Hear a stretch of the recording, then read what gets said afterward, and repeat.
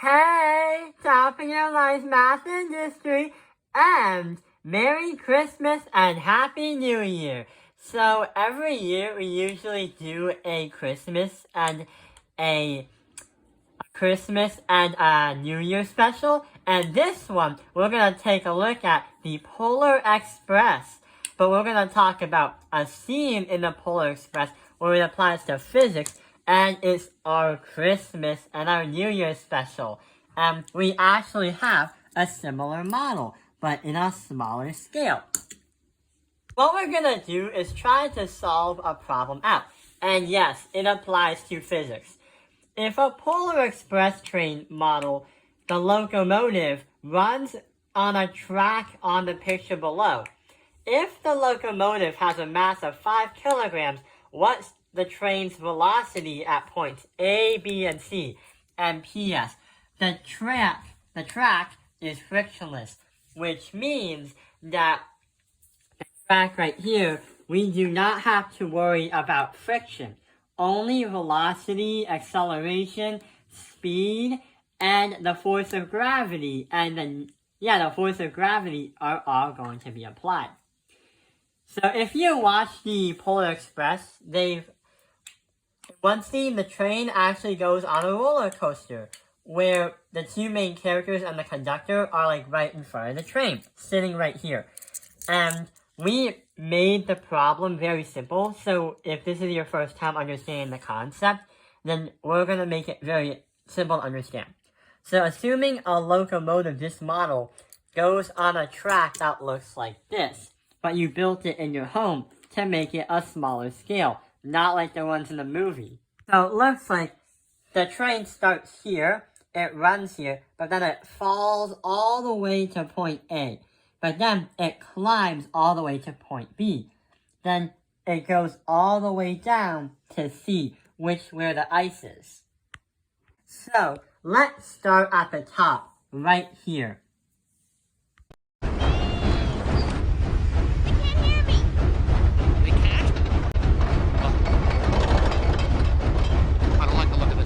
Quick, under the safety bar. Is everything all right? What should we do? What? So this is where the train is going to start.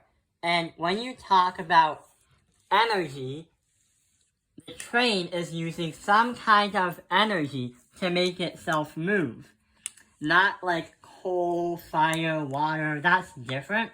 What we're talking about is mechanical energy, which is ME. And then we also talk about the kinetic energy, because that's the energy going in motion. And that is going to be a KE. And the potential energy is the amount of energy needed to perform some kind of work or task. Like, the Polar Express is going to gain kinetic energy when it goes down here. But since it goes from A to B, it's going to slow down a little bit because it's doing potential energy in order to get potential to get up there. It's performing some kind of work. So our mechanical energy is equal to our KE plus our PE. But at the start of the top of the roller coaster, the train is pushing itself to get there. So we're going to say that there's only potential energy. In order to do this, we would have to do the height of the track multiplied by the gravity, which is 9.8, and then we have to multiply it by 5 kilograms, because that's the mass of the train. So our ME is going to equal our height times our gravity times our meters. So 15 times 9.8 times 5, on a calculator, you would get our mechanical energy is going to equal 735 joules. Joules is going to be the unit of energy of how much the train is using to do that kind of work, and also to get to the starting line right here. So the mechanical energy is also what we're going to use, because on a frictionless roller coaster, and if we don't really do anything else, the start is going to be a lot higher than the finish. If the finish was a lot higher than the start, then the train using gravity is not going to make it up there, and it's going to get stuck somewhere in the middle. Roller coasters don't need to use any power. They just use the force of gravity and the force of friction. But the problem is, this track isn't friction. So it's a frictionless one. So, right. The mechanical energy talks about that, explaining it right there.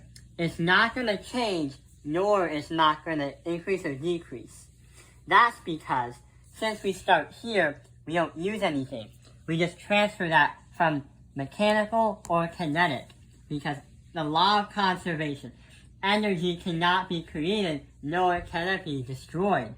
So we're not going to calculate the velocity at the start, because even though the train is moving in the movie, we're going to assume that it's not moving. But until we get to have to calculate point A. Well, considering the fact that we have lost communication with the engineer, we are standing totally exposed on the front of the locomotive, the train appears to be accelerating uncontrollably, and we are rapidly approaching Glacier Gulch, which just happens to be the steepest downhill grade in the world, I suggest we all hold on tightly!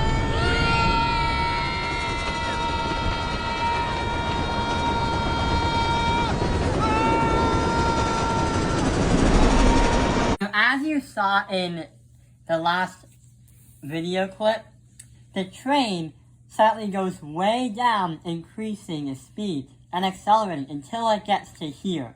What is the velocity of the train?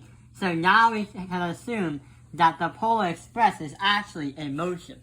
So for point A, here's what's going to happen. Our mechanical energy is going to be equal to our kinetic plus our potential energy. But there is one problem.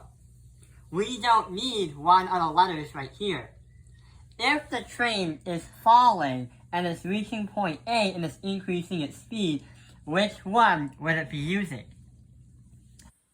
Yeah, it would be using our kinetic energy. We don't need to calculate our potential energy, because number one, the track is right over here, which means there's no way the train is going to climb. The track is at a height of 0 meters. And number two, the train is not using work or energy to get up something, which requires the work and energy.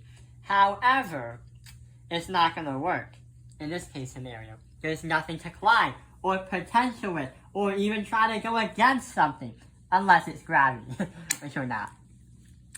So, 735 joules was our mechanical energy from the last problem. But when we get to point A, that is going to equal, the formula for kinetic energy is 1/2 the mass times velocity squared. So 1/2 of